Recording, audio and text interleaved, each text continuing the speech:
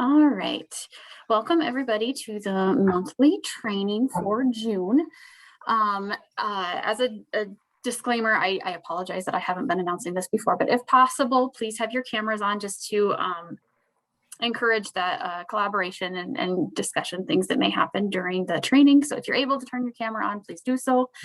Otherwise, a couple of announcements. I'm going to do things a little bit differently with the attendance this time. I'm going to announce the code word right now. The code word for this month is information. And something else that we are going to do as far as attendance, just to kind of encourage attendance and different things like that. So spread the word.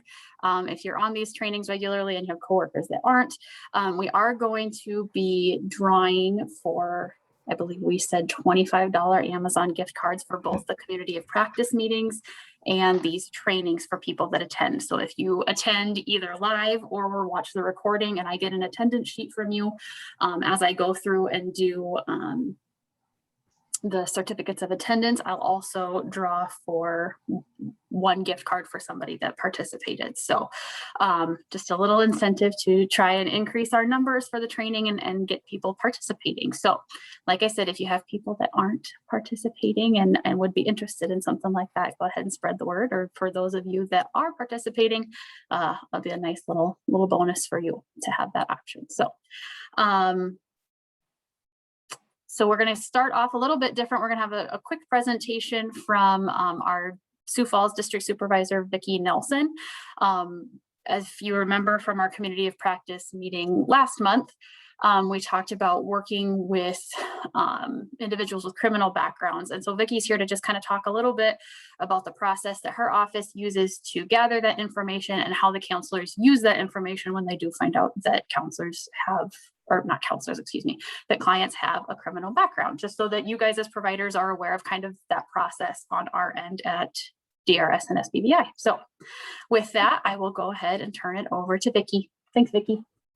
Yes, thanks so much, everybody. Again, I'm Vicki Nelson. I'm the district supervisor in the Sioux Falls office. And I'm first going to start by just screen sharing the information that our clerical staff go through in order to get the criminal background checks on our folks. So I'm going to quick do the screen share.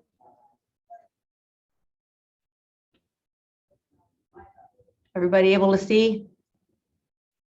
No. How about now? Yeah, it's a pretty boring screen, but okay. So this is just essentially when we have an instance in which we need a criminal background check. Sometimes we need to get a state criminal background check, one for the state of South Dakota only. And then other times we do need a national criminal background check. And so there's two different processes for that. All of our clerical staff are able to do this for us. So this is the process. For the state criminal background check, we do not need a release of information or an authorization. So the clerical staff would then send a memorandum to Pam Copel using the email address above. And it involves just putting the date to Pam Copel, from which staff, in this case, it was my secretary, Linda Noonan from the Sioux Falls office. The subject line would be criminal records request. And then essentially this is just a form letter that we fill out. It states the state of South Dakota or the South Dakota Division of Rehab Services, Department of Human Services is requesting a criminal records check on the following individual. And then the counselor needs to provide the client name, date of birth, social security number, and their current address. And then as the information states in the memo, as a state agency using this information for the purposes of vocational rehabilitation services and use for internal purposes only, we request that the $15 fee be waived. And so they've never charged us any fee for this service. So it is always waived. The criminal record report can be emailed to my attention at linda.noonan@state.st.us. And then if you have any questions, please call us. So then once Linda receives it, she will email it to us. She often prints it too and puts it on our mail stack so that we receive it. And then from there, the counselor is then able to review it and share it then with the client in future meetings. For the national for the national background check, it's a process in which we go through an agency or a LLC called Sterling. So we send the release and authorization to Sterling Info Systems. The estimated cost is around $69.62 for each background request. We send the information, the request information from then www.sterlingbackgroundcheck.com. So we've got something set up with Sterling. We all have our clerical staff have a username and a password.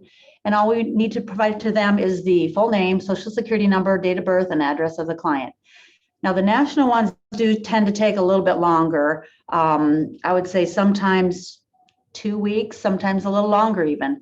The state ones, we usually get those back within about 24 hours, maybe 3 days at the most. So those are much quicker. So that's kind of just what we do internally here to obtain the criminal background information. And then I'll stop screen sharing real quick here. And I have a little bit of additional information that I prepared from asking the different VR counselors in my office on tips that they would have for working with folks with criminal background in their history. And let me quick share that. Now this tip sheet, I'm not sure, Russell, if I should share this at this point or if it's just something I should just send out in the chat as far as the link. But it kind of has just some pointers in which I talked to my VR staff and they kind of gave me some things that they do when they are working with someone with a criminal background.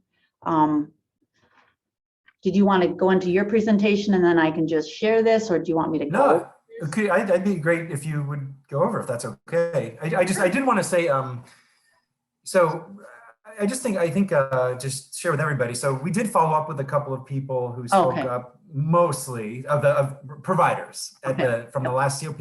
And I just think the design around this project, and especially the COP, but also the training, I think is that we kind of, there'll be certain, I think there'll be certain topics like today where I think we can store the information, it can be accessible. But if we want to go beyond just like the basics, I think that we have to create that. I think that's the idea behind the community practice, is we create a series of conversations of things we want to work on, of goals, things we want to get better at, right? People who are interested. And I think that obviously rehabilitation, the topic area is so vast. But I think that the idea is that people who are definitely interested, whether it's through because they've experienced barriers or they want to get better at stuff or just learn from each other, I think that this is like a clear area where, I think this first year is about kind of figuring out the lay of the land, but as we move forward, it'd be great, I think, to have ongoing conversations, and create kind of feedback loops and systems that help each other out to get better at serving people well, So I think it's great if you wouldn't mind. Yeah.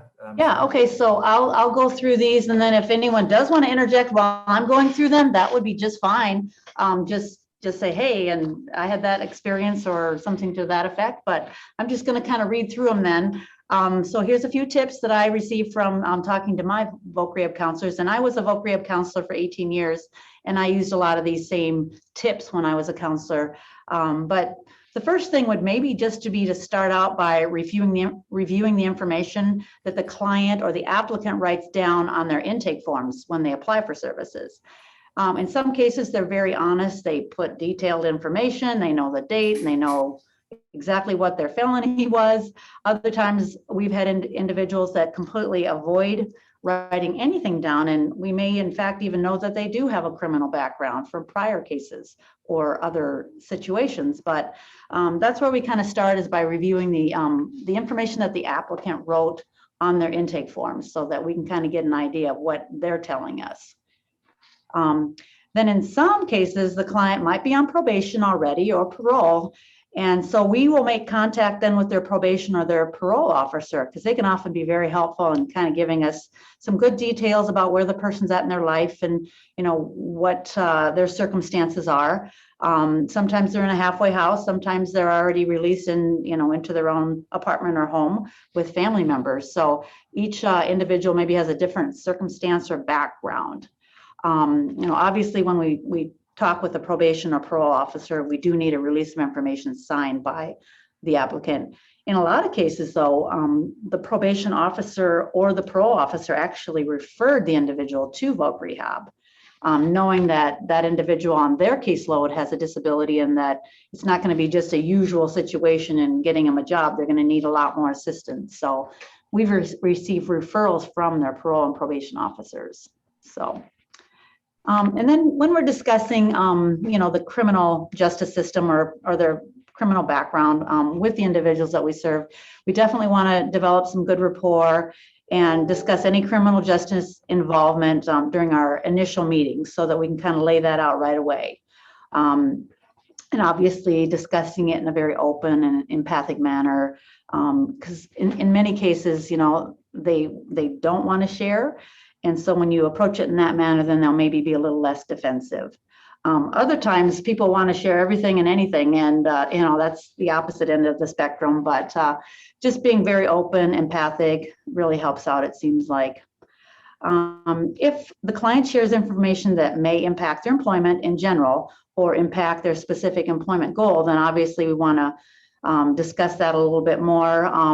Obviously, there's barriers to some goals. For example, someone with a sexual offense background, obviously, placing them at a daycare is not going to work. So, those are the real obvious ones, but just discussing with them how it may impact their goals and such for employment. And if we do feel like a client may be omitting information, we can just kind of talk to them and say, hey, we're not really sure what your background is. So, let's get a background check so that both you and I will know, what employers are going to see, because we want to be proactive. We want to know what they're going to be seeing before you release that information to the employer. So just presenting it to them in that way in which, you're wanting to be proactive. If they've moved around a lot too, we do suggest a national one versus just the state one, because it would be a red flag, for example. And again, the manner in which we approach the conversation about the past legal involvement does make a big difference. So being very intentional, non-judgmental and such is helpful.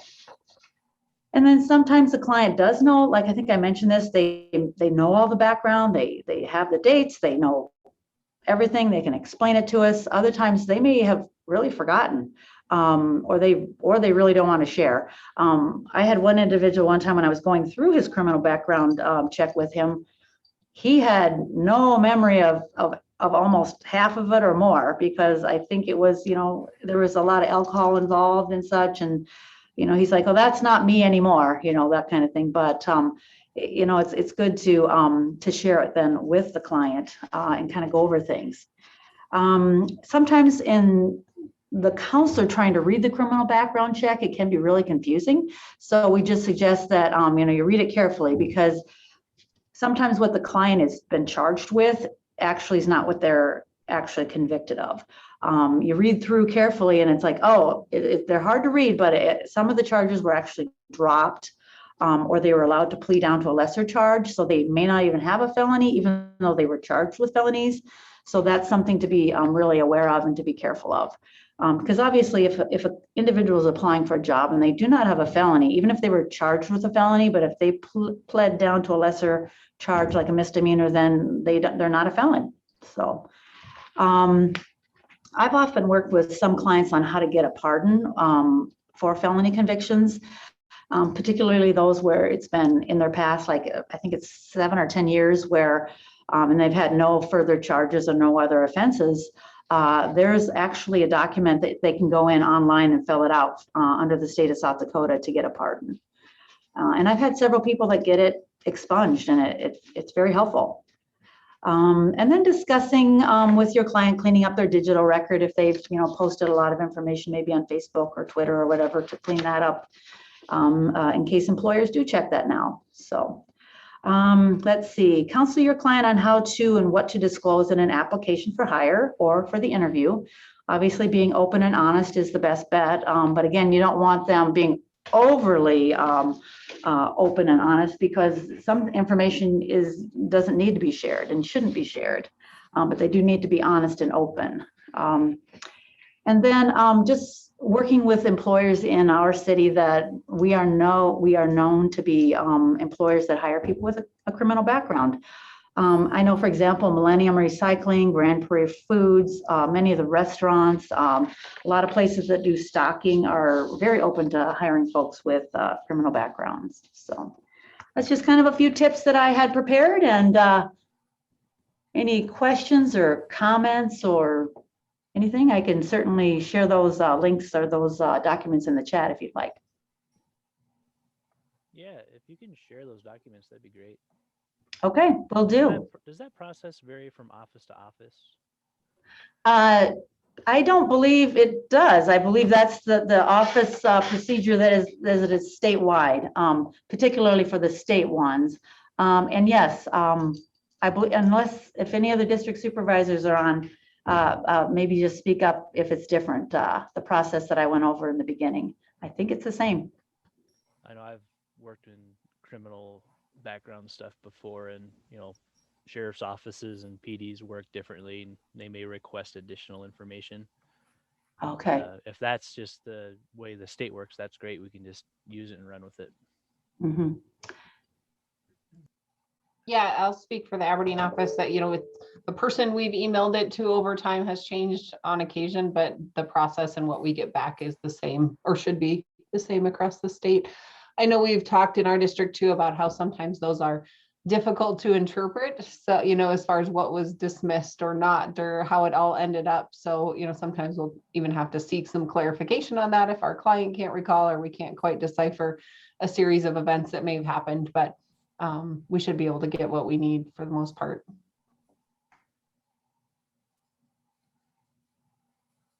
And it's just when somebody's referred and they're connected with the criminal justice system in some way, and we had the person we had talked with, the follow-up had called it like the continuity. What was it, Jordan? Continuity of care or continuity of supports? I forget for the support. It was continuity of care. Thank you. Sorry about Yes. that. I'm a bad. I wrote it down, I thought. But obviously, if somebody's involved and you're interacting, then you'd know. But and I guess we were just talking about making, again, not painting people with a broad brush in terms of whatever label, right? The label for criminal justice systems is just the same as any label in terms of, bad assumptions and that kind of stuff. Most times though, unless you're engaged in the system, it's kind of people would have to tell you, they would have to take the initiative to share that, right? And so it would have to come from the person, unless there's like a parole officer or somebody else involved. And then the suggestion, and if you could share that document, that'd be wonderful. The suggestion, I guess, does anybody have, and this could be another topic too, but we were talking about how do you build redundancies, just to make sure that you have all the information you need. And so you were saying that like if there's a question or something comes up, that's a great, I think, perspective of, hey, we want to be prepared, so there's no surprises when we're talking to businesses. But do people have experiences where they were kind of surprised? Maybe they didn't sense something or didn't. Does that make sense? Yeah, as far as you mean some of the clients where they've forgotten about some of the things that happened and they really did not even realize the extent of their own criminal background history. Yes. I've had that happen many times. Okay. They're like, wow, or maybe they're in denial, I don't know, but sometimes I think they truly do for whatever forget the levels or the amount of information that might be in their criminal background check in their very own. Yeah. I think that makes sense. Like somebody who's maybe has addiction, they're dealing with addiction, they're using, it makes sense that, like the guy said, that I'm not that guy anymore, Right. Yeah. Mm-hmm. And when they say I'm not that guy anymore, we kind of look at the date of the last offense sometimes. Yeah. It's like, oh, you haven't had any offenses for 15 years. You aren't that guy anymore. Yeah. Or, well, it kind of looks like you just, had an offense 3 months ago. And in fact, you've got some charges pending. Maybe this is a different situation, or maybe we do need to look at this a little more seriously because, this is very recent. Yeah. Cool. Okay. Well, yeah, I think that, you know, that, and I think other topics as the year moves on, you know, would be good to, as we move into next year, figure out how to have kind of workshop, like, you know, like proactive, like building systems to help each other, like information you've shared, and people just like Bryce or others, I think it was Kendra, you know, just kind of sharing their experiences and what's worked for them. So that we can, you know, that's the idea, that everybody learns from each other, and you know where to go. Like, how do you interpret? And I think that's like, Laura, that reminds me of like Social Security benefits. Is sometimes it's like another language, you know. And how do you who is the expert that if you know, assuming that obviously the you want the person to trust you, but where do we go to get this deciphered, you know, so that we can in plain language understand what it means, and we're not making any missteps. You know, I think that's important to know who those people are, who have experience. So that's, you know, thinking about that, building an infrastructure of a system that can support people well. I think that would be, all that stuff would be in there. Cool. All right. Well, thanks, Vicki. Yeah, you're welcome. Thanks. Anybody else have any questions or anything before we get started? Okay.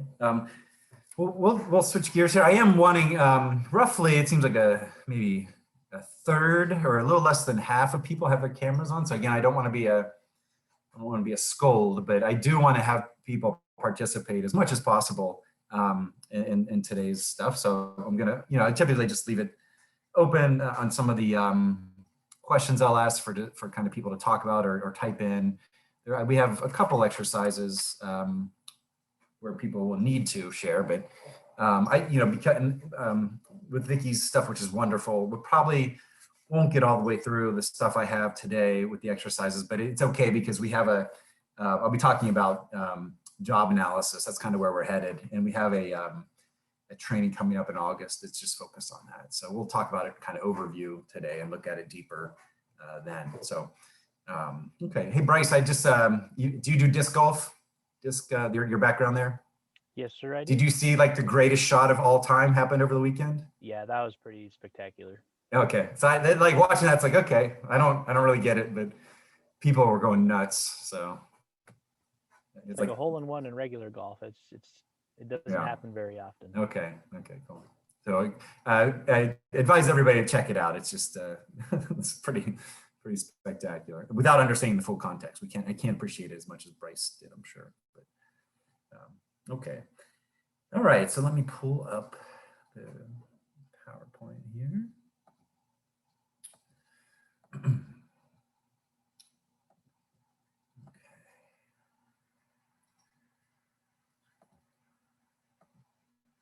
All right. Great. Okay, so let me know again if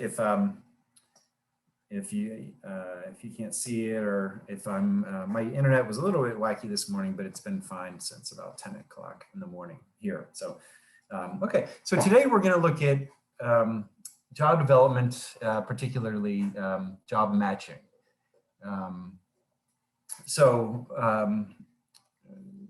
You know, we'll dive in. You know, again, it's a broad topic, so we're going to start speaking pretty broadly about it. Just kind of the idea of what is it, and how do you work? What are you looking for? Again, broadly of the job match, and then talk a bit about how to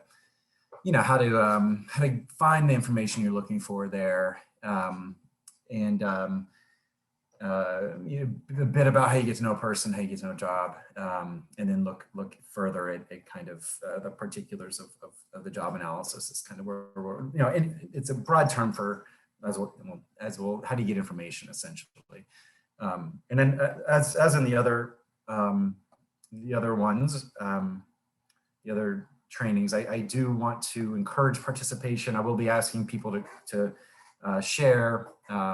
Again, not calling on people, but asking for volunteers. Hopefully we can get enough participation, and we'll go from there. But before we move on to the content, I just want to remind everybody, and I hope I got these dates right.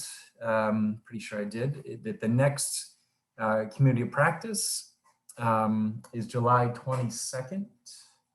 and building communication skills for interviews is the topic. And the next training webinar is July 26th, and we'll be looking at job carving, which we talked a bit about in the COP, the community practice this month. So, so just if you could, jot that down, that's awesome. And we have quite a few more people on this training than the community practice, but the more the merrier. So we're looking at job analysis, or job matching, excuse me. I just think it's not, I think we talked about, there's that AppSy, I think AppSy's doing it, somebody has a nice tagline about, like, don't make it weird, and I think that, that's true when we think about job matching as well as sometimes I think we get so involved maybe in the tools and in the processes of the jargon of the labels or whatever that we kind of add layers on layers on layers and make things harder than they need to be. So I may have shared this quote. It's a great book, Schumacher, but he has this great quote in it that let's not mesmerize ourselves by the difficulties, but recover the common sense view that work is the most natural thing in the world. And I know, if you look at the data for people with disabilities, the data is not great. It's pretty bad overall in the United States. But I think that a lot of it is because sometimes we kind of lose our grounding, about, really what we're looking for and kind of like the common sense approach. We get mesmerized by just all the complexities and perceived difficulties. And we lose sight of, I think at the core of a good, of work is a good job match.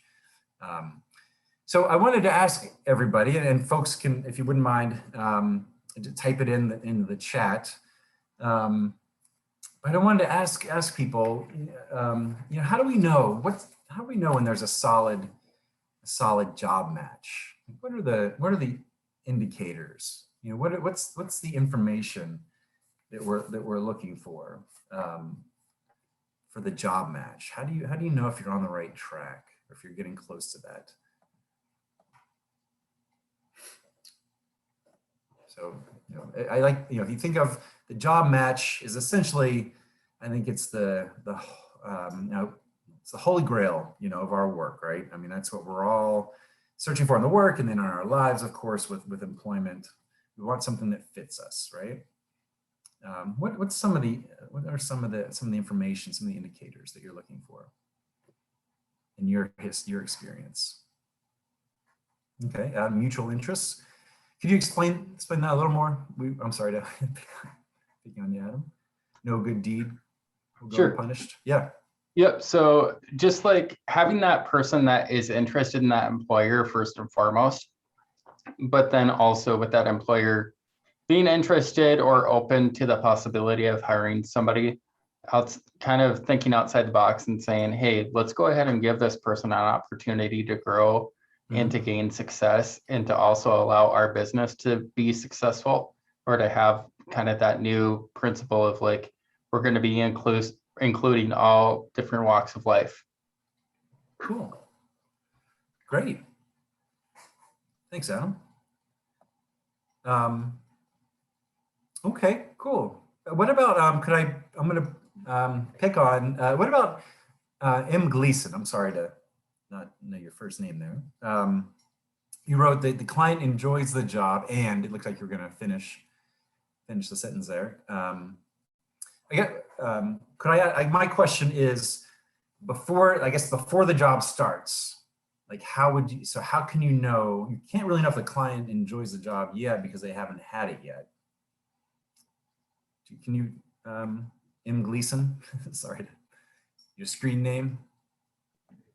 No problem. It's Mike. But Mike, sorry about that. No problem. That's okay. I think that you start with finding a job that is acclimated to the person's interests and goals and what they want to do and where they eventually want to be. I think that's a good place to start. Cool. Before Okay, great. actually placing a job. Interests and goals and where they would want to be, what they would want to do. So tasks. Laura mentioned like environmentally. We'll talk a bit about that, like kind of culture, workplace environment. You know, coworkers are pretty important, I think. So. Okay, great. And Justine, doing assessments and shadows so you can make an informed decision. Okay, great. All right, cool. Well, so yeah, I think everybody's kind of getting at where we're headed. And basically, you know, I think that is a lot of like, we'll figure it out. And whether it's said explicitly or kind of implicitly because of the lack of knowledge about, you know, the fit, you know, I think that we'll figure it out. Again, if you think of rehabilitation or any kind of good employment work is about, I think, understanding or knowing, having support for the proposed action or set of actions or proposed job, and then we'll figure it out is kind of the opposite of that, or the kind of and I think, you know, again, I think most times rehab is or any funder is not going to pay to kind of just, you know, figure it out. It doesn't work, figure it out again, doesn't work, figure it out again. All that's information, so you hope you get better at it as time passes. But I just think that that for folks that we're working with, you know, it's, as we talked about this earlier, I think you did practice or training, that, you know, if you think about what your life was like from when you were a kid until you're a young adult, I mean, you had time and the support to try things out, you know, and see how it goes, and that's appropriate for that time in your life, right? But oftentimes in you know, depending on who we're working with in the VR system, people are moved on from that point. You know, they're young adults or mature adults, and have like adult responsibilities often. And so so when we'll just figure it out. You know, sometimes people just need a job. We've talked about that. But when people work on CRPs with professionals, you know, the idea is that we're gonna take a bit more of a professional approach to that. So ultimately, to me, again, and this is broad, like we said, it's somehow of finding understanding of who the person is. Like Justine said, that if you're using traditional assessments, I don't want to apply traditional or shadows or apprenticeships, or, you know, based on a person's personal or work experiences, information that you can gather through your detective work. That somehow we're getting to know people. We'll talk a bit about what that information looks like and the quality of that information. And then, and then Justine, I'd like to ask you, do you mind if I ask you actually real quick, would you mind sharing the tools that you're using to figure out what they really are looking for? So, can you hear me? I can hear you great, yes. Okay. So, I want a job workbook is a tool that I have. And then I also have SELN tool. I gotta find the paper. And it just talks about what are you looking for, different types of jobs. So I'm asking all these questions to try to come to that understanding what they truly want. Yeah. I'll have to find the PowerPoint and I can put it up there. Okay. Okay. Yeah, that'd be cool to look at. So you have like a series of questions or prompts you go over with people. SELN, Supported Employment Leadership Network. SELN. Yep. Mm-hmm. Yeah. Okay. Cool. Great. Okay, great. And then so you somehow get to know the employment seeker, and then you're also so that part is readily relatively, I guess. I don't know if it's straightforward, but you have access to people typically, and so you have the potential time to gather that information, again, based on the tools you're using and based on how much what services asked for, etc. Then the other side of that of the equation is the job, and knowing the job, what the job is, and then the employer, the business. So I mean, obviously, those are the two pieces that you've got to understand before you can begin to speak about a good job match. And so when we're thinking about what a job match is and what the understanding means, and I just think everybody pretty much was saying this, is that if you think, and again, whether you're picking this category or that category, I think we can all decide what that is. But I think, and to some extent, and to a large extent, it's it's a good fit for the person's skills, right? Either existing or potential or developing or new skills that they're going to learn. Skills just means stuff that people do on the job, right? The things they're going to actually get paid to do. And interests, of course, because if people need to some extent, I know it's not all the same every day, but they gotta want to do it, to get beyond a short-term fit, right? So it's got to fit, what kind of gets them going, kind of discretionary effort, intrinsic effort, that kind of stuff. So it's got to fit, and people can learn that, and people can develop that over time. But if there's nothing that interests people at a workplace, again, people can get a job because they need a paycheck, but that's not necessarily it's definitely not rehabilitation, just a job, any job. But somehow you've learned about the person, and what you're proposing about the job fits those two things. And then what we'll talk about is work conditions, right? And that I think is sometimes, it's hard to say what's more important, what's not. Definitely, obviously, skills is a hugely important piece, but the conditions of work, right? And by that, and today we're not going to focus so much time on it. We'll focus more when we get to job analysis. But I'm working in Michigan. Just a story that just happened is a young woman who's awesome is graduating high school in Michigan. And her last gig, she's doing kind of a work education kind of combo kind of thing, and where the school, the vocational staff, they help people try out some different work, which is awesome. In high school, that's wonderful. That's what people do, right? And then the last one that they helped her find and she loved it, and they loved her, but it's a place that's like 40 miles from home, and there's no possibility that she can get to there and back, and then mom, it was at a restaurant that was kind of like a sports bar-ish place, and she likes sports, but mom's not so comfortable about people in that environment, and mom hasn't, it's just like this is very valuable time in high school. And when we talk about conditions, we obviously mean the conditions of the the coworkers, the manager, how people manage, how people taught the work. But it's it's just, and you guys y'all probably experienced it. Something as basic as like, can you get to and from work consistently? It is something when we're talking about conditions, it just gets kind of and somehow overlooked. So that's the conditions, right? And obviously stuff like pay, hours, all that kind of stuff. Working obviously in an accessible workplace environment. If somebody's using a power chair, so all of that stuff, right? How does it fit the person? And then the second part is it beneficial to the business, right? And I think this is the part, and it's got to be beyond. We have an open position, which we'll talk about, and I think this is the part that I think, again, like when we're doing direct mentoring with folks, this is kind of the logic of it. Well, tell me why the job, if we're approaching a business or we're approaching a potential job, what about that business or job fits the person? Describe it, right, specifically. And then on the other side, when you're talking to businesses, even during the traditional approaches, you're going to have to, whether it's through the typical HR interview approaches, application resume interview, or through more kind of individualized, customized or carving approaches, you're going to have to make clear to the business how they benefit, right? And so the business has got to understand that,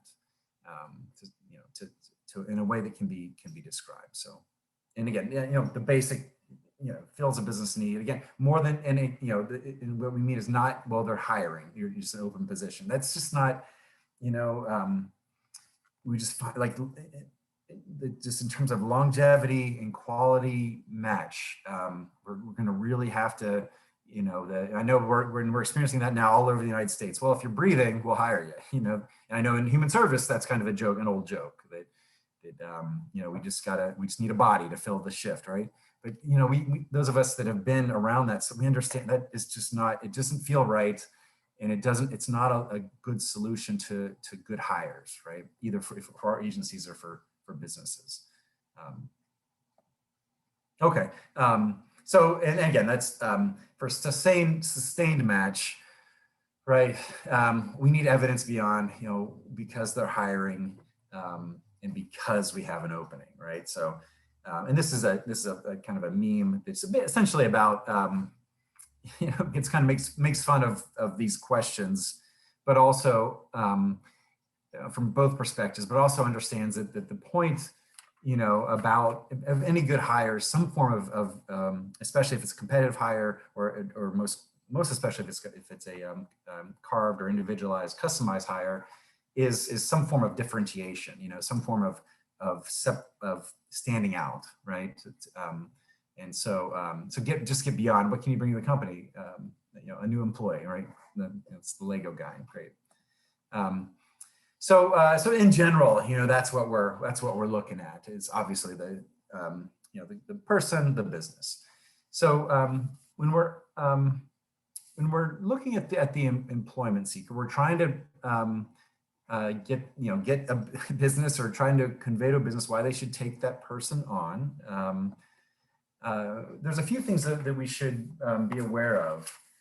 And sometimes, a few assumptions that happen when we're thinking about job matching that I just want to speak to real quick, and disability.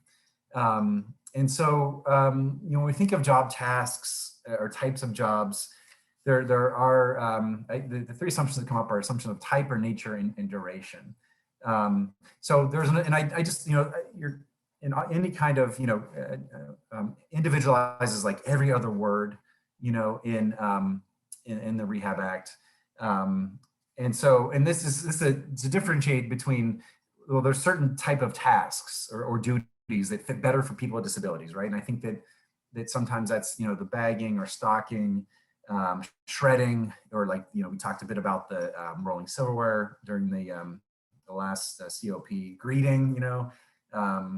I just think we just want to, again, it's not that those tasks aren't great for some people with disabilities. We just have got to, whenever we have an assumption, we've just got to look at it a little closer, right? And make sure that it fits this person that we're talking about, right? This, whatever their first name is, not X person, with a disability, right? Or that we're not job developing for the label versus the person. And again, that's different from what Vicki had said about businesses that work that work with people who have criminal records. We wouldn't just, we know all these businesses work well with people with criminal records or work with you. It doesn't mean that we just send people to all those businesses, right? That we would have to, that's wonderful. We'd still need to figure out, well, for you, what works for you? What's most likely to work? What's not going to work? And how do we get there? The other thing about the nature of the job. So this is where, people like repetitive tasks, predictable, limited number of steps, that kind of stuff. That I just think that we just want, again, it may be true for some people, but I think that it's not necessarily true for a lot of people. And I think it's a self-fulfilling prophecy, right? And all of us, if somebody learns a task through kind of step by step, that's kind of how we all learn tasks, whether we're teaching ourselves or somebody else teaches us. And I think that sometimes people are obviously limited by ideas about what they can learn versus how well we can teach them. And so I think that, we just think about that. And then duration, I think, and this is something where we've seen, back, if you look in the I think late 80s, early 90s, I think the average job was somewhere around 22 hours in support employment. Since then, the hours have dropped back. Well, and so I think if you look at duration, there's a lot of reasons for that. I don't think that necessarily the employment seekers changed, in terms of who they are, in terms of age and experience and that kind of stuff. I think that that for whatever reason, we've kind of self-imposed. And I think a lot of it has to do with services and what's available, how much is expected of people in those services, and kind of how people lose some skills as they leave home and go into their adult world. But I think there's a lot of assumption of the little job, like we talked about, work minimal, part-time hours, short sequences, that kind of stuff. Again, not saying it's not true for some people, but we do see that this gets applied to people relatively frequently, and oftentimes, it's really hard to trace that back to something we've learned about the person. And so even like, again, the conversation I had today with this young man in Michigan, it's just there are all these concerns about you only work part-time, these certain hours of the day, and all that. When you trace it back, it's pretty much because, he's just not doing much right now. And so his stamina is kind of down, this whole, it's just like attention. I don't know. I mean, some things he really attends to, others, but I just think that there's just, I think a lot of the description, not really of him, it's just that he doesn't have tons of responsibilities right now. And so the people's knowledge, his parents have both passed. And so I think that people with that historical knowledge of who he is and what he's done, they kind of don't exist as much in his world anymore. So, I just think, I just think it's important when we're when we're trying to, it's time to make it a work goal. I think it's always, I had this experience with VR in West Virginia once where, like, when I met the guy, and I know, this is a while ago, so I don't think this would happen anymore, but the goal was part-time work. And we, using customized employment and using Pass Plan and some other approaches, we were able to find full-time work opportunity. But because the work goal said part-time work, I kind of angered the VR counselor because we helped him find full-time work. And that wasn't necessarily in the work goal. And I was just kind of flabbergasted that, isn't that just on it? I mean, we had benefits analysis, isn't that just on its face a good thing, this one idea of who he was, we learned that really wasn't completely true. And it wasn't that he'd start full-time right away. He had the offer of a full-time job, which he was going to work towards. I think part of it involved past plans, which scared the counselors.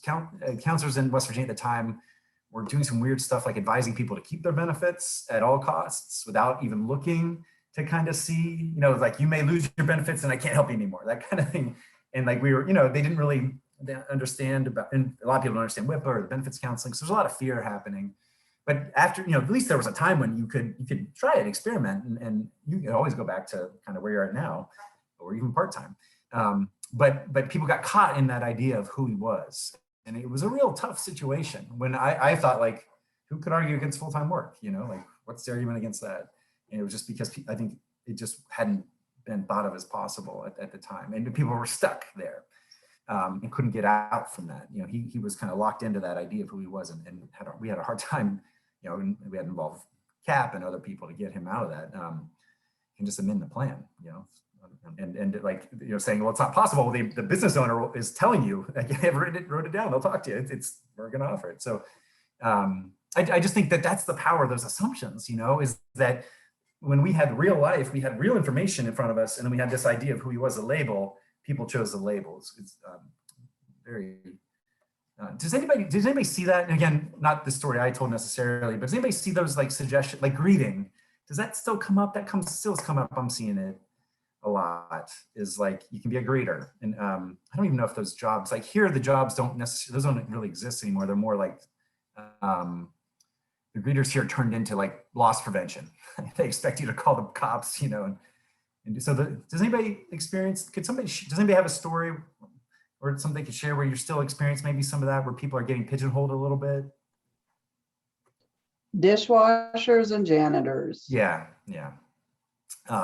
So that's a lot, and I do think when you look at, could you, Alicia, was that Alicia or Alicia? Sorry. I think you said that, right? Yeah. Yeah, could you share, like, what you think maybe behind that? Like, if you explore that, like, what's going on with that, do you think? They're low skill and always hiring. Yeah, it's entry level. And then those are the jobs, where the jobs are, I think, and I don't believe they're low skill. I mean, I think they are. They're tough jobs. Dishwasher. I mean, I think I shared the story. One of my worst employment days in my life was when I worked at my uncle was the general manager like my first food job, and I got stuck in the dish pit, you know, and I was like, I mean, I was just miserable. I mean, you're all wet, you know. I felt like I was gonna get pneumonia. It's hard work scraping. It was not an easy job. So I mean, it is. I mean, I think it's skill, knowing how to do that and being able to do it. It is a level of skill. I didn't feel like that fit. I thought they should be the highest paid person there. You know, of course I felt that about myself. But I do think that, and that's where I think things go, like cleaning. I think 95% of the jobs typically are mainly built around cleaning. For whatever reason, people, I think maybe that it's that the low status, maybe always perceived, always hiring kind of thing. So just be on the lookout for that. I just think we need to watch out for that. So Russell, this is yeah. Laura. And I agree with Alicia fully. And I get like frustrated, or try not to get frustrated, but like the rebuttal to that is something that I think I struggle with, of like an employer saying, you know, oh, we don't have positions for individuals that can do those things, and or, you know, they have that assumption. So like that rebuttal without getting defensive and upset, and that there's so many other things they could do here. So Yeah. I'm curious to learn more if you have any good Well, suggestions on that. But I mean, most of the other jobs are also entry level. You know, I mean, like I mean, depending on what the person wants to do. You know, I feel like first of all, it's like how do you find yourself there? You know, is first of all, and if the answer is because they're hiring, that's the first thing I think you should question. You know, is okay, cool, but there's a lot of places hiring now, right? And a lot of places we don't know about even, but I think that's often, you know, I just think, do the other available tasks fit the person? You know what I mean? If the person doesn't want to do anything, like Justine, obviously, I mean, and that's what I want to be clear about, that there are people that these are great jobs in terms of match. Like, so when I say that, you know, that I'm not trying to say that's a bad job for a specific person. I just find it odd that like 95% of people are pushed, I'm assuming they're pushed into that job. That type of high probability is just it's just statistically impossible to happen, you know, for human beings. Just what happens, people have limited choices. But there are people that definitely it fits them. And I just think, like Justine, you would say, well, here's the information we have that this fits her. But like at that same place, like where we would try to negotiate would be, if I had known customized employment, I would have probably pulled the string of my uncle being the GM and said, you know, I'd like to do some of that. And I get everybody does that to some extent, because you got to understand, you do the cross training thing. But could I find, I do a little bit less of that and more of this over here, you know? I would have tried to negotiate that. I didn't understand you could do that. And maybe I couldn't, and I would have to decide maybe to go to someplace else. But like the fryer, that person was new. Even not you had to work up to be the kind of the head shift cook, but you could start like making burgers, and you couldn't run the kitchen. You know, you could start in different stages, and then you could also, there are a few other positions. You couldn't just be a bartender right away. Of course, you had to work towards that. So I think that part of that is what are the options, you know, and then how do you have the conversations to help people?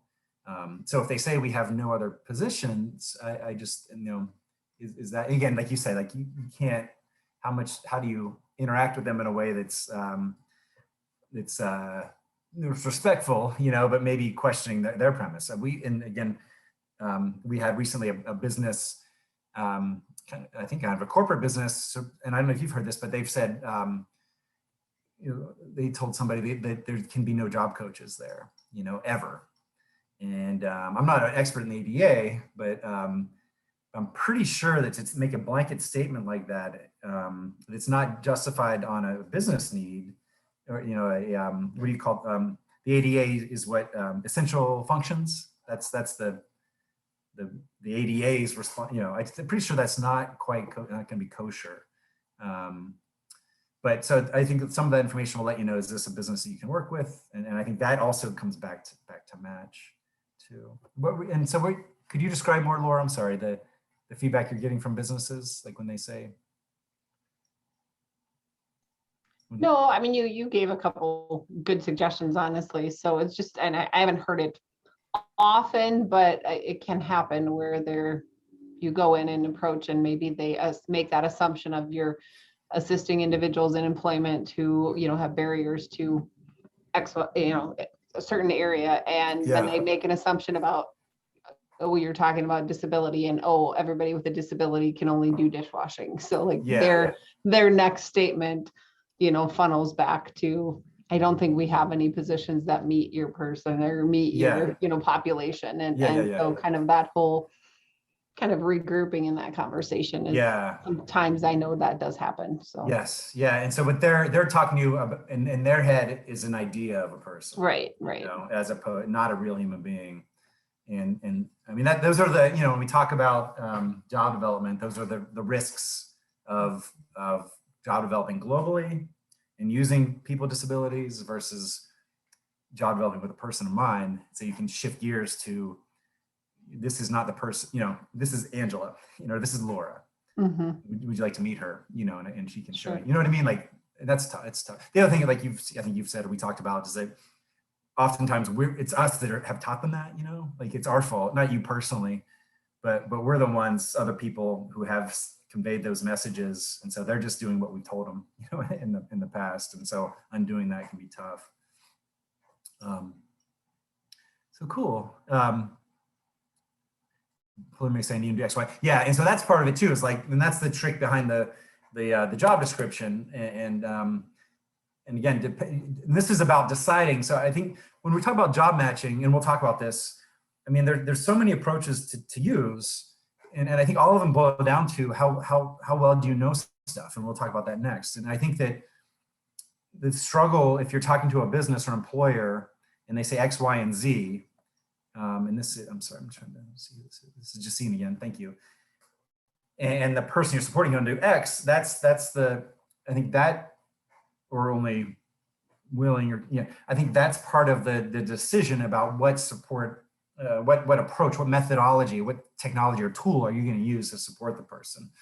So, that reminds me of something that's more individualized or customized or supported employment that will use an individualized approach of restructuring or carving or creating a job, being a supported employment or customized employment.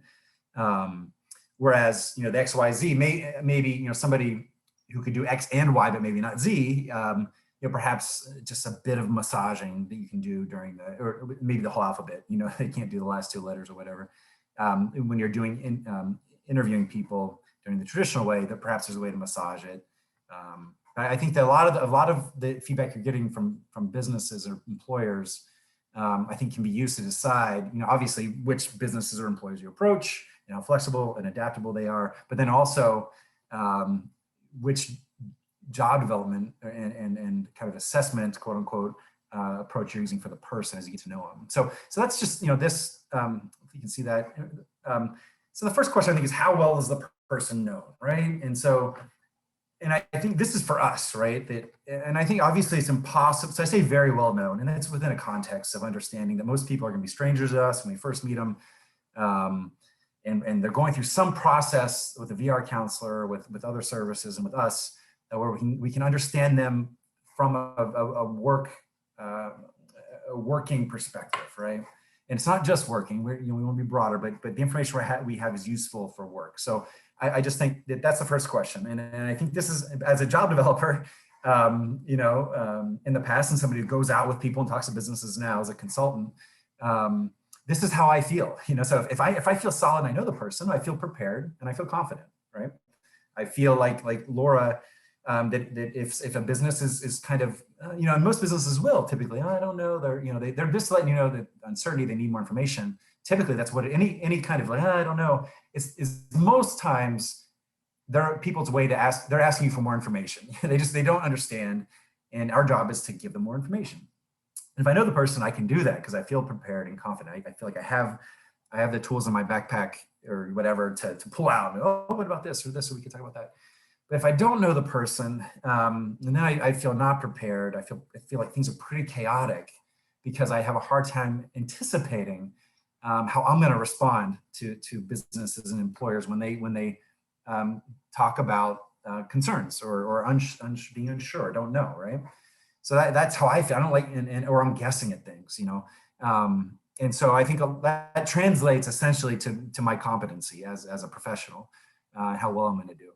And so I don't, you know, those of us that are doing now or have done, we like that feeling is in your gut, you know, that feeling of like, oh shoot, like, you know, I'm not really sure what I'm going to say next.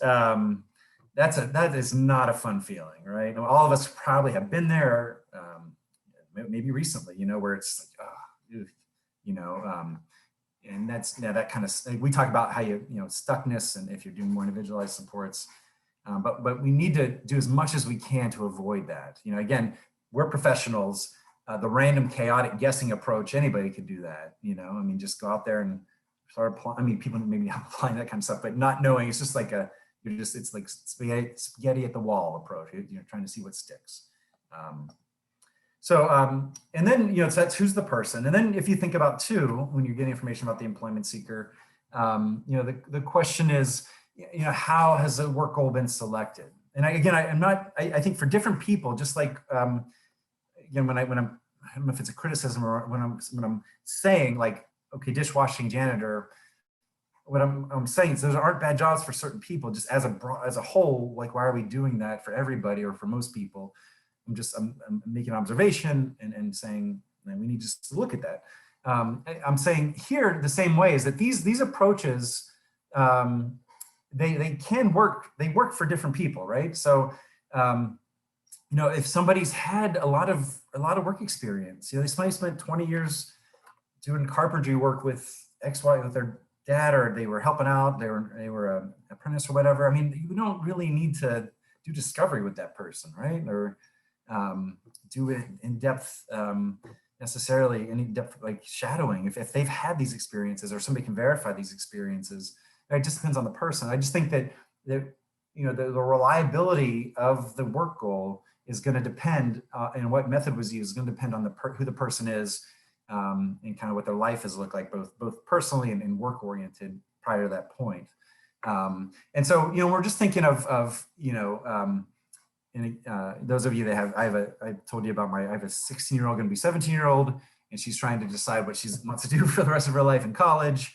And so her guidance counselor, I think I shared this, I had sent her a bunch of those interest inventories, you know, personality tests, or the, you know, the different types of people you are. And she said they didn't help her at all, right?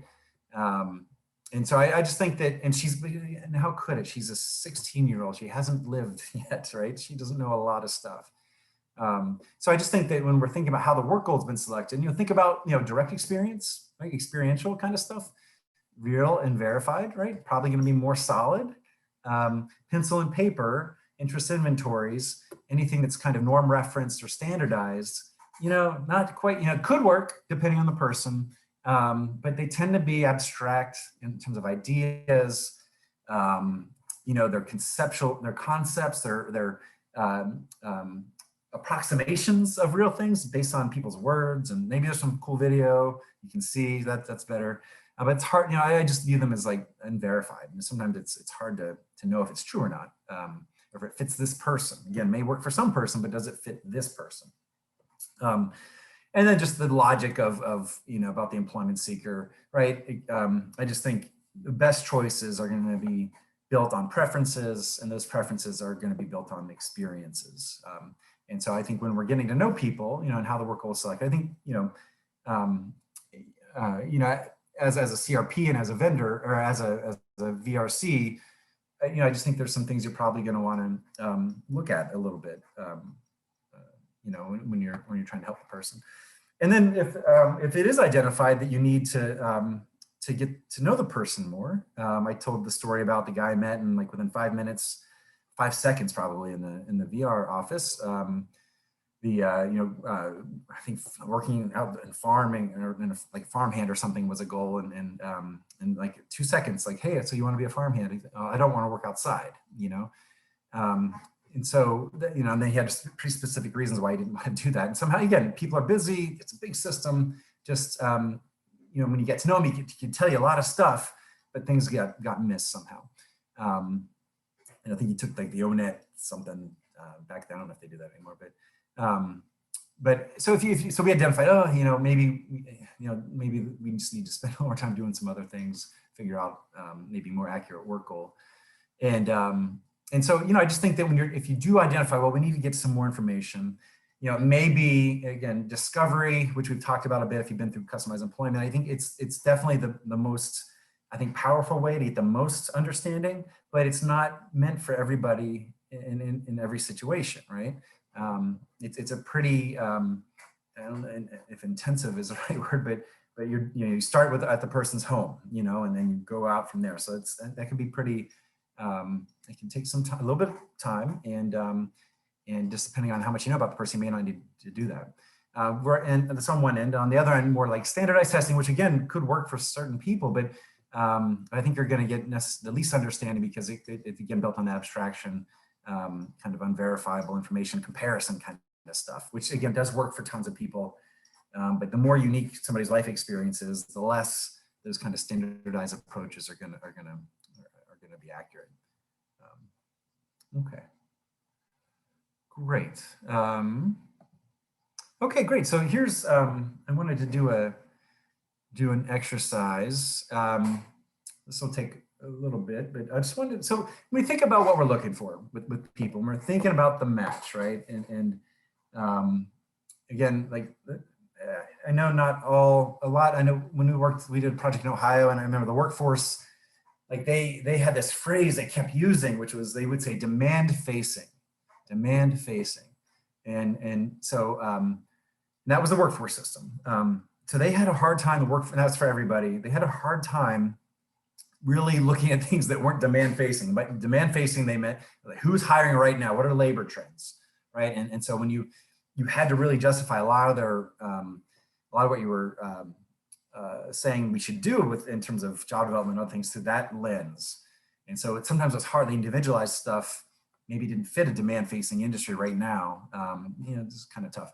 But I think in general, in rehab and just in general, I think it's built into rehab, individualized, that, that you're the first thing you want to do is figure out who the person is. Again, I know that's maybe customized employment language or discovery language, but I think it's right when you find the work goal first. You don't necessarily, hopefully, you're not saying, well, here's all the people hiring, let's pick one of those for the work goal. At first it's like, well, what about you? Even if it is labor market driven, it's kind of what's your goal first? But I'm thinking about like, well, what are the things that we're looking for, right? And so I think that this is a pretty decent list of the things that we're, I think a lot of them are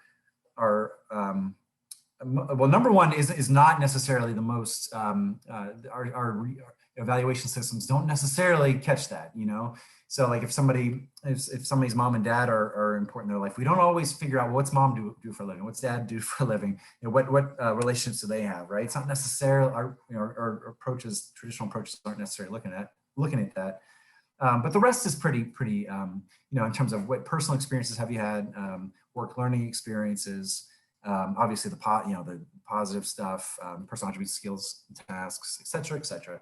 I think that a lot of it is built into these approaches.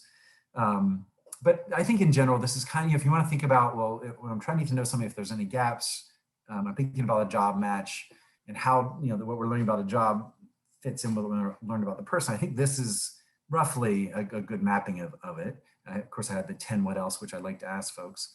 But I wanted to use this as an exercise, and I wanted to ask everybody, I wanted to go through each of these for about 30 seconds or a minute.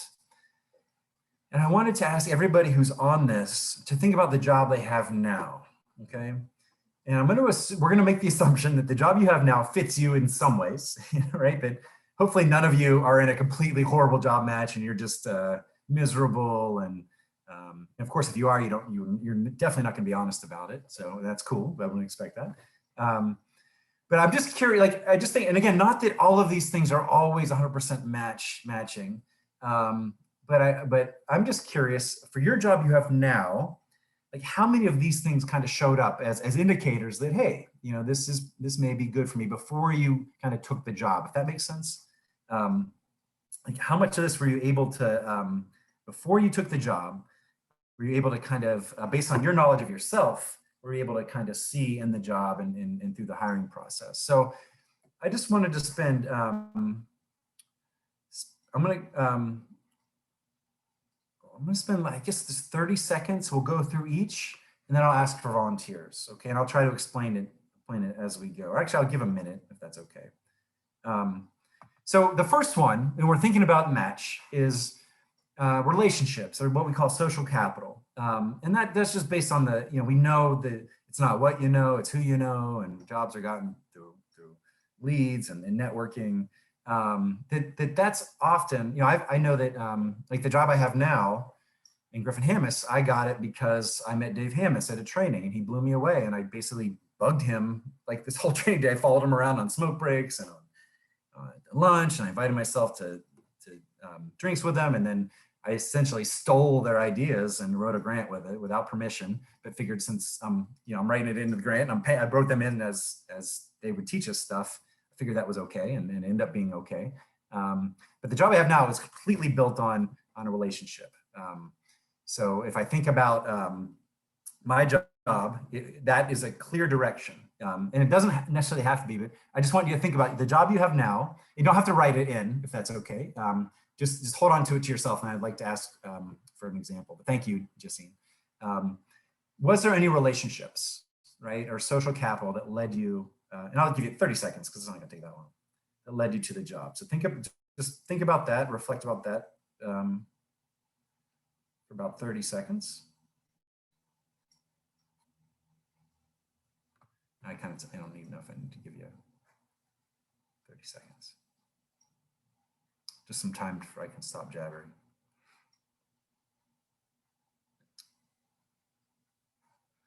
Okay, 15 there. So then the second thing is relevant, and when I say relevant, quote unquote, personal experiences. I just think we don't want to, when we're thinking about relevant for people with disabilities who may not have tons of choices. So, I mentioned Mary Jane, who worked in the garden with her grandpa. Part of what you want to explore is like, does she really want to do that? Or is that like, does she just love being with her grandpa, or the task interesting to her? Or does she have no choice, hate her grandpa, hate doing that, but they're making her do it, right? So when we say relevant, it's not just the experiences, but experiences that fit you. And the same for work and learning experiences. You just want to make sure that they fit who you are. So think about personal experiences. Were there relevant personal experiences? Again, it could be a family member, yourself, if you ever used VR, you don't have to share that. For me, my personal experience was, I had a friend who experienced disability. I got to learn about the systems and kind of stuff, and it's how I ended up in this area. The next one is relevant work or learning experiences, right? So, and this would be more traditional, were you on a payroll? Did something you learn in school or during some kind of training turn you on, right? And again, I'm asking you guys to think about your job now, and what were some of these qualities of yourself that kind of made you think, hey, this fits me. Some people do job development, they had nothing to do with disability at all.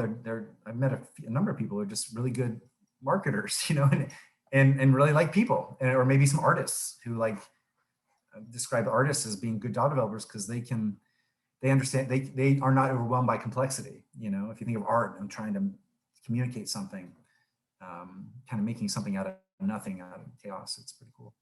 And then this is kind of hard. I would like to ask, what are your positive personal attributes that fit, with the job you have now, right? So positive personal attributes, could be sense of humor.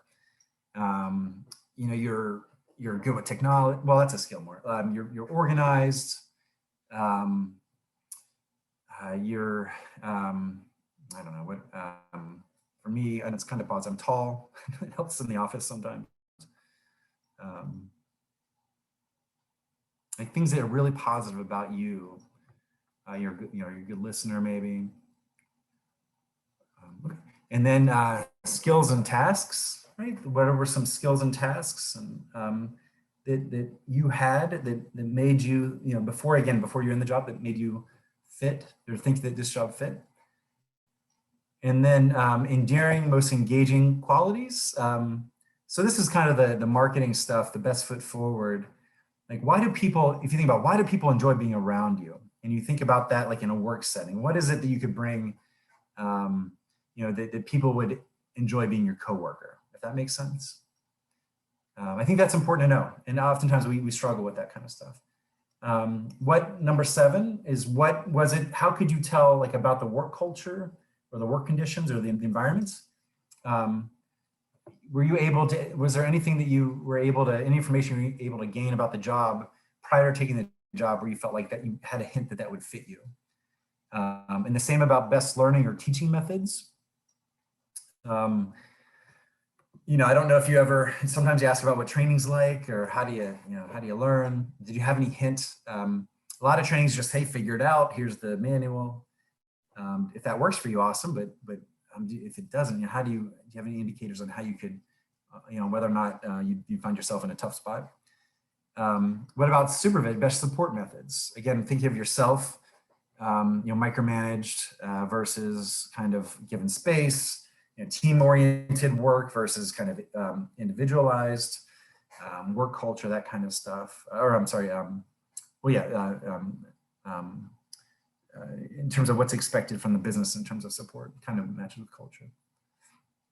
So could I ask, okay, cool. So Jennifer, you shared your supervisor went to your church, so you had a connection there. Sorry, hard to see there. So cool. So I think that's pretty obvious, or not obvious, but pretty common. What about personal experiences? Anybody have a relevant personal experience that they'd like to share? That kind of indicated that made you go in this direction? Yeah.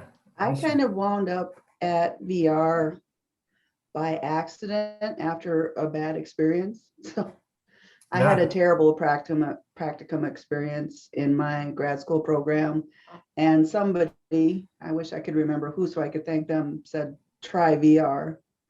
And I was like, what the heck is VR? They're like, just call them. And cool. I'm still here. So it was a happy accident. Awesome. Yeah, my Dave, the guy from Griffin Hammis, he had a car accident and looked really, it was back in the day, and he had all this stuff, looked awful. And he wasn't treated very well by the systems, to say the least. And then he started getting SSDI. And so he was like, what's this I'm learning about? Nobody could tell him the answers. And before that had happened, he was a rocket scientist, worked on boosters so he had that personal experience, and then was like, oh, and just seeing okay, cool. So your mom had polio. Awesome. Cool. What about, we'll move on, we're running out of time. What about I'm just curious, most endearing, most engaging qualities? This is a hard one because people aren't comfortable talking about themselves in that way typically, but I think it's important to know about the people we're serving, or we're accompanying. But what makes you a good employee, do you think, Does that make sense? Like, what makes people want to be around you? Even work, you're not necessarily choosing to be with a specific people all the time, but what is it about you that you think that people enjoy? And not just what your mom's told you. What do you think other people? Ross, I think you have to have a heart for this job. I mean, you really have to, your heart has to be in it and want to make a difference. How is that? How is that communicated to people beyond saying it? Like, how do you think that people experience that? You know what I mean? Like, well, I think it's in your everything. I mean, your personality, the way that you come off to the people we serve, and your coworkers, and in your actions, Yeah. Cool. Awesome. Okay. Great. Anybody else want to share? I like Justine, reliable. You show up. That's awesome. You can be counted on, right? That is really cool. Compassion. funny. I mean, I honestly, if you can make people laugh, I think probably. Sometimes I've work boiled it down to like, do people like you or not? I mean, that's kind of, obviously you got to get in the doors, but that can be boiled down. People enjoy being in your company. Anything else I'm missing? Does that make sense? Again, if we were together, I think these are fun conversations to have. Oh, wow. Cool.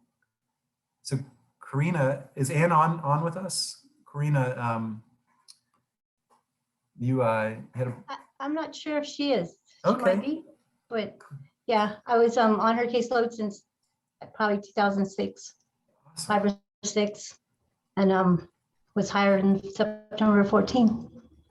So and did you know about being a counselor before you had met her? No, not Okay. well, not really. It's just when I needed to do my practicum, I Yeah. came to her because I didn't know where else to go, Yeah, and she's like, "Well, how about here?" awesome. So That's really cool. perfect fit Yeah. for me anyway. So- I think so. yeah. I'm sure everybody else is too. And Awesome. Laura, I still love my job. Even though I'm behind most of the time, I still love my job. And Laura said genuineness. I think that's spelled correctly. I would say authentic. You'd be authentic. Like you're you're you. Consistency, awesome. And Alicia, sorry for yes, that's a great. I think good trouble, right? That's Dr. King's saying. I think that's where I heard it first. Like cause good trouble, right? It has to happen sometimes. That's great. Oh, great. Anything else I'm missing here? Again, this is general, but when you're trying to get to know the employment seeker, I think this is, I mean, it's 9 things, which is kind of complicated, but is there anything that I've missed here that when you think about the employment seeker, maybe there's a gap somewhere that you look for or somebody's found as helpful? No, I want to make sure everybody has a chance to share. Okay. Okay, great. All right, so moving on. So then, you understand that that's the employer, and then understanding the employee, understanding the job and the employer. This is my kids got me on social media, and this is a meme that's going around now. Those of you like Star Wars, I don't remember this scene. I think it's the scene where she realizes like Anakin he may be evil. He has the potential to turn into Darth Vader.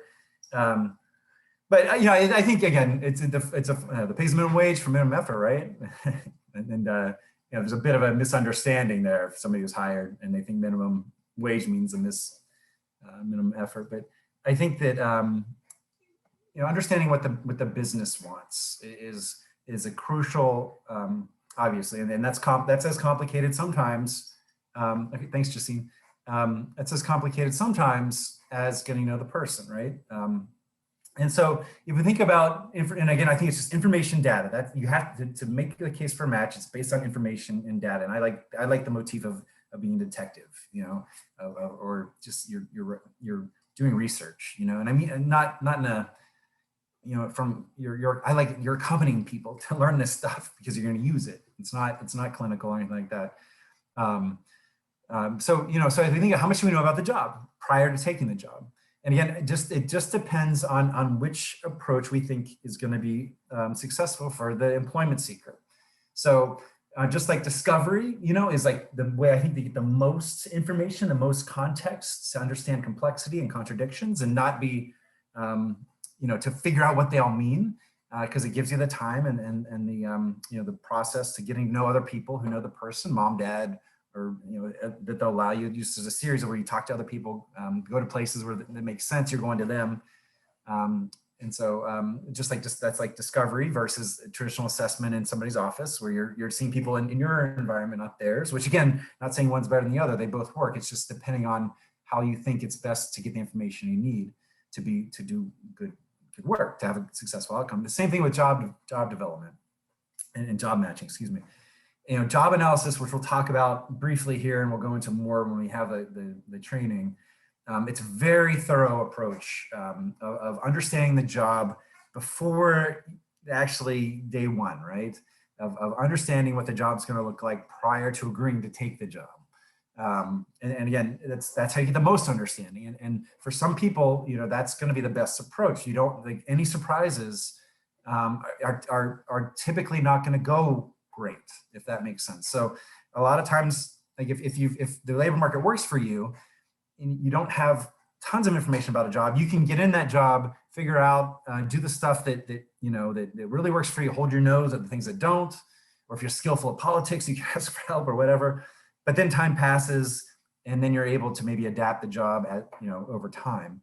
But for a lot of people, that doesn't work for. And so a job analysis where you're really trying to figure out what the job is prior to day one, prior to accepting the job, is on one end of this scale. On the other end is more of an HR only driven approach, where I think that you're going to get probably the least understanding, because it's controlled, controlled by HR. And so questions about like a job description, questions about the job are going to be filtered through the job description, but sometimes, and a lot of times actually, the HR person doesn't do that job they're hiring for. And so it can be tough. I mean, you'll be able to maybe negotiate, hey, can I talk to the manager or talk to a coworker? That's going to be a little bit weird maybe, or a little bit different, but the HR person can tell you the job broadly, but they may not be able to answer specific and very detailed questions about the job. So that's where we hear this is the outline, but it looks different, or there's a lot more that goes on here, and that's all of their duties as assigned, or, that kind of stuff. So I think, again, when you're looking into the job, again, there are these two, and both approaches work for different people, depending on the needs of the individual and who the person is. But when you're thinking about the range of understanding about the job, that's kind of the avenue there. And those of you that have seen, been in the customized employment, I'm not going to go through this, but this just explains what the process looks like. This is one of my favorite graphics because I think it accurately describes, it's a photo I took, but sorry to bug y'all with this. I'm trying to make it bigger so you can see it, and I can't figure out how to do that. But it just describes the HR process of applying and doing your resume and being the one person that competes with the other 100.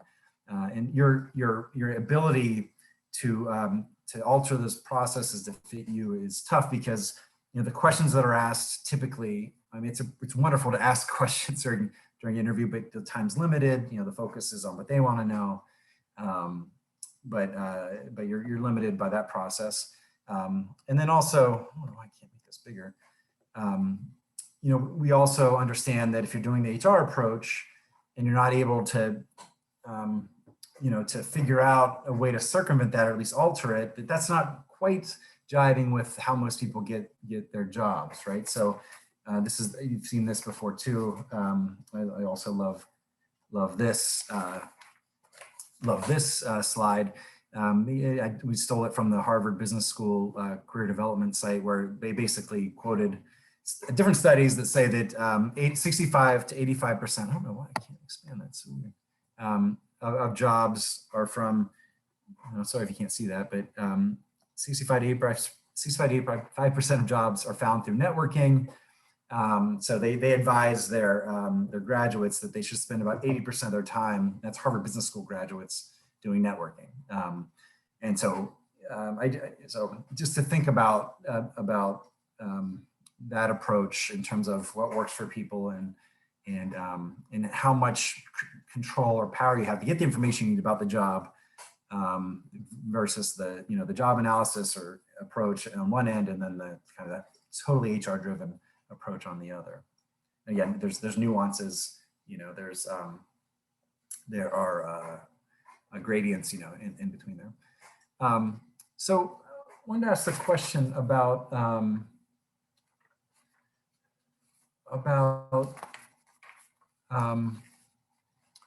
workplace culture. So, and I kind of hit this before. Just curious, and those of you that have been through customized employment, you've seen this slide before in this question. I just wanted to, if I could ask some people to give me some feedback on their experiences. There's not one right answer. People have different experiences, but if you think about jobs that worked for you, if you why they were, I just wonder what you remember most about why you like those jobs. And well, I'll ask the question. So if in those experiences, when you felt like things fit, did you, for other people that were your colleagues and coworkers, did you ever see situations where like somebody was really good at the job, like the tasks were good, but maybe the coworkers and the company weren't the right fit, right? So they were good at the job, but kind of they didn't fit in for whatever reason.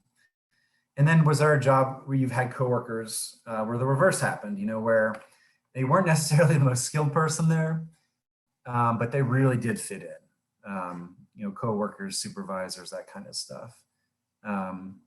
If you've ever been in that situation or if you've ever experienced that, what do you think is the most likely to last, to stick, right? The person who's good at the job but doesn't really fit in well, or the person that, and maybe this is too simplistic of a hypothetical, but or the person who's not so great sometimes at the tasks, but the coworkers, and in your case too, coworkers or supervisors. Does that make sense? Or where they fit in, Does that make sense what I'm asking? I can relate to that one. Okay. How so? This is Deb. Hey, Deb.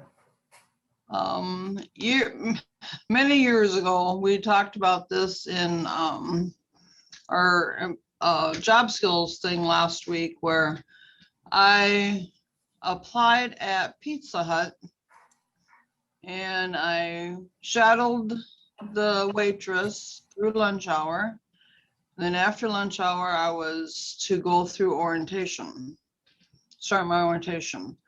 And I said, you don't have to worry about that because this is not the job for me. And they never had an employee quit that fast. But I knew serving pizza was not my job. I became a waitress at a truck stop, which was a better fit for me because of the, it's just different people and, you know, and it was more, I don't know, I just did not see myself serving pizza. I could see serving food, but not pizza. So. Any idea what it was about the pizza? I just thought it was like too much. I mean, it was like, you know, I want, you know, when you order a hamburger and fries, you get a hamburger and fries. When you order pizza, you gotta have, you know, cheese and pepperonis and this and that and this. And it's like, really? It's like, can't you just have a regular pizza? You know? So, cool. but, Okay, cool. So maybe that was, what about the people? Were the people, it was the taskmate mostly that you didn't think would fit. Were the people cool there? You were only there for an orientation though. I mean, yeah, I mean, the people probably would have been fine, but it's just what you had to do is like, I just didn't think I could do it. So, but then it was really strange. I just got a job at the truck stop and that was a perfect fit. So. Cool. Thank you. Anybody else? This is Alicia. I guess hopefully this doesn't sound big-headed, but I've mastered anything I've ever decided I wanted to do. But I've walked away from a couple really great jobs because I could not take the people and the culture anymore. Yeah.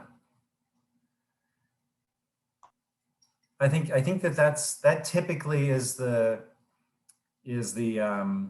think the most common response, not always true, is that we will make things work if we'll find a way to make things work if we enjoy being around people, you know, that the culture, the coworkers, I mean, managers, I think we talked about this, like, I mean, if you look at the data, like most reasons people move on, well, one of the number one reasons people move on from a job is because they have poor management, poor supervision. That's a person thing, right? That's a supervisor don't have the skills to support somebody well. You know, and I think that, and again, not to be, I've said this before, but you don't have to share because everybody's nice, but, you know, I definitely been in workplaces where, you know, somebody was good at stuff, but not well liked. And so they had a tendency not to be helped out when they were in a bind. you know, like which tended to make them view, sometimes they would be viewed as maybe not good at it. When really, well, that's not the case. We'd help each other out and help that person out because they were a jerk or whatever, you know.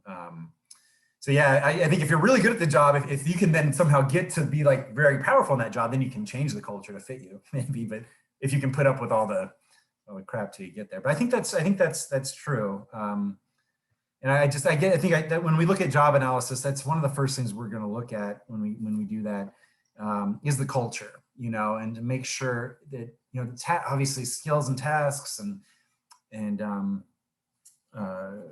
you know, all that stuff is super important. Interests and personal attributes, and personal attributes kind of folds into, but understanding, you know, how people are supported, how people learn, you know, what's valued there. You know, how do people, how do they celebrate successes? How are people given feedback? How are people managed? You know, a lot of that is you know, figuring out if it fits you has a lot to do with success. And I think that's going to be sometimes hard. You know, again, Can I throw out an observation? Sure. I know I've noticed with a lot of like returning VR clients, they had the perfect work culture and then someone was either restructured or left and replaced. And then the structure or the culture changes and overnight it becomes an unbearable job for them. So yeah, culture isn't static. That's a great point of view. And can I ask, so I've had that experience, and again, this is me being, I think that can happen in corporate culture more often than I've seen it in small business culture. Typically in small business culture, the owners are going to be the same, and maybe it's family run. It can change if a, you know, parent decides I'm out, you know.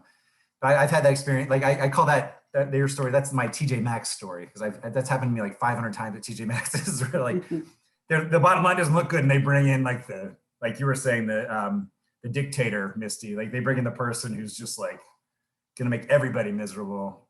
You know? So that's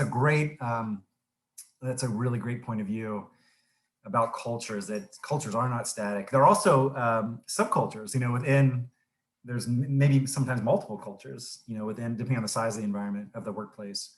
I think, and we think about culture and you know, culture is built by people, reinforced by policy and all that stuff, but really it's about people. And so how often do people come and go, I think is a really important thing to observe, you know, if you know, depending on, again, how we're approaching things. That's great. Alicia, and thanks, Misty, and everybody else, Carla, and everybody else. Okay, it's about 20 till. Okay, so I think we'll. Just wanted to show you. Oh, cool. Oh wow, Bryce, I didn't know you didn't. Cool, that's awesome. I'd love to hear about that. What was the level, Bryce? I kind of lost you. I don't know where you're at, but what was I that? worked for city. Okay. Like as a police officer, or? Yeah. Okay, cool. Yeah, it's hard work, obviously, and Yeah. Now that I have been away for a while and I look back at it, I'm rather thankful I'm not in it anymore, just because of what's been happening the past few years. Yeah. And you know, the one bad apple all of a sudden dictates all of the good ones, and it's unfortunate that people are buying into that. Yeah. Yeah, and then I mean, just when you have kids, and family, you know, and like you said, I mean, pretty tough. So cool. Okay. All right. So I just wanted to I want to talk about culture real quick. We'll